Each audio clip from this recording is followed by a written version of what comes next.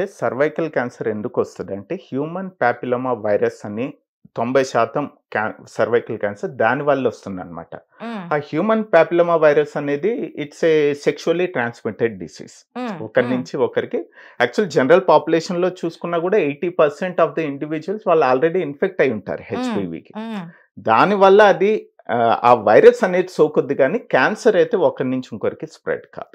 Human papilloma virus అనేది పురుషుల్లో గూడా కొన్ని రకాల క్యాన్సర్‌లకి దారితీస్తుందండి. ఎస్పెషల్లీ ఏందంటే పెనైల్ క్యాన్సర్ గానీ, హ్మ్. యానల్ క్యాన్సర్ గానీ, ఇంకోటి ఓరోఫారింజియల్ క్యాన్సర్ అంటే టాన్సిల్స్ గానీ, ఆ హ్మ్. క్యాన్సర్ గానీ, కొన్ని రకాల క్యాన్సర్ హెచ్‌పివి వల్ల వచ్చే అవకాశాలు ఉంటుందన్నమాట. ఓకే. అందుకే ఈ హెచ్‌పివి వ్యాక్సినేషన్ అనేది మనం మ్యాండేటరీ చేస్తున్నాం. ఎస్పెషల్లీ ఆడపిల్లల్లో.